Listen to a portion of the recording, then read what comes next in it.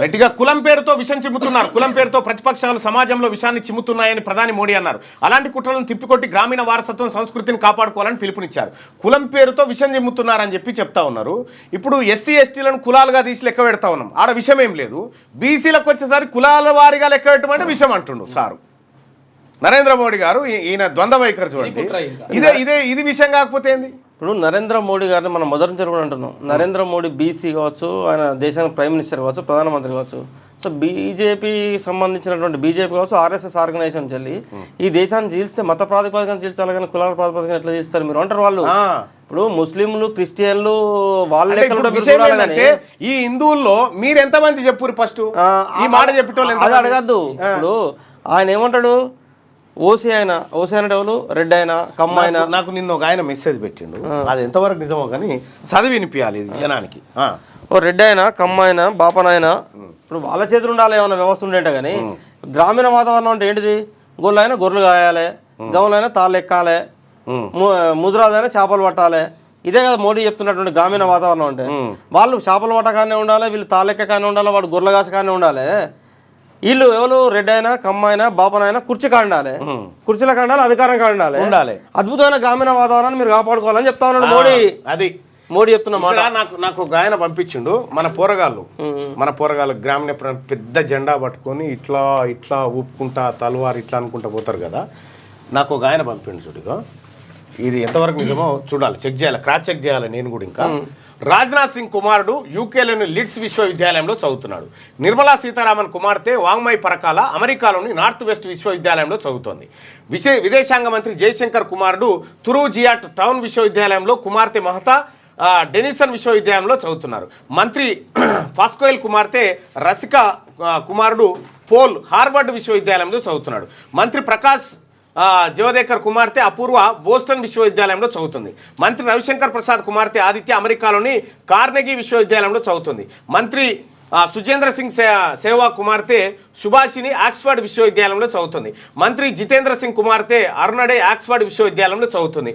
మంత్రి సంజయ్ తోడ్రా కుమారుడు నకుల్ కార్నెగీ విశ్వవిద్యాలయంలో చదువుతున్నాడు. మంత్రి హర్దీప్ సింగ్ పూరి సంజయ్ తోడ్రా కుమారుడు నకుల్ ఆయన పేరు, ఆయన కార్నెగీ విశ్వవిద్యాలయంలో చదువుతున్నాడు. మంత్రి హర్దీప్ సింగ్ పూరి కుమార్తె టిబోతామా ఆమె పేరు వార్విచ్ విశ్వవిద్యాలయంలో చదువుతుంది. పైన పేర్కొన్న కళాశాలని క్రిస్టియన్ రన్ కాలేజీలే, క్రిస్టియన్ కమ్యూనిటీ రన్ చేస్తున్నటువంటి కాలేజీలే. మనమేమో స్వజాతిలో నేత కానీ మహార్ హిందూ క్రిస్టియన్ బుద్ధిస్ట్ అని వాదలాడుకుంటూ ఐకమత్యం అవడానికి బదులు విడిపోతున్నాం. ఫలితం ఆధిపత్య వర్గాలు మనపైనే సవారీ చేస్తూ ఫలాలను వారు అనుభవిస్తున్నారు. మనకు మాత్రం జ్ఞానోదయం కావడం లేదు. ఆధిపత్య వర్గాలకు ఉన్నట్లే మనకు కూడా ఇంగిత జ్ఞానం.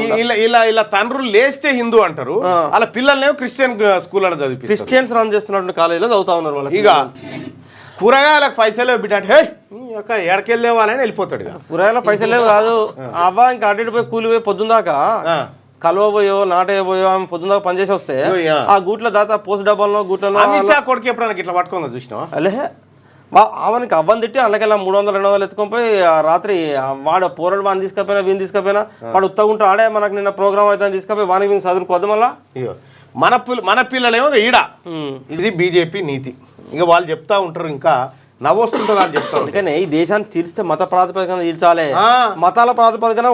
మత ప్రాతిపదికనే సంఘటితం జరగాలి. దేశంలో హిందువులంతా ఒకటి కావాలి, ముస్లింలందరూ ఒకటి. మీరెంత ఈ ముచ్చట నువ్వు ఆ ముచ్చట చెప్పద్దు ఆర్ఎస్ఎస్ వాళ్ళకు. హిందువులం అంతా ఒకటి. మన సంస్కృతి ఏం చెప్తాంది? మన సంస్కృతిని కాపాడాలి. మన సంస్కృతిలో మహిళలు ఎక్కడ ఉండాలి? వంటింట్లో వంట చేసుకుని ఉండాలి. నౌకర్ యాదు మన సంస్కృతి. ఎక్కడ ఉండాలి? మహిళలందరూ చేనులలో పని చేసుకుని ఉండాలి. వాళ్ళు రోడ్డెక్క కాలేజీలో పోయి చదువుకోవద్దు. వాళ్ళు అంటే మన దేశ సంస్కృతిని కాపాడుకోవాలని చెప్తారు వాళ్ళు.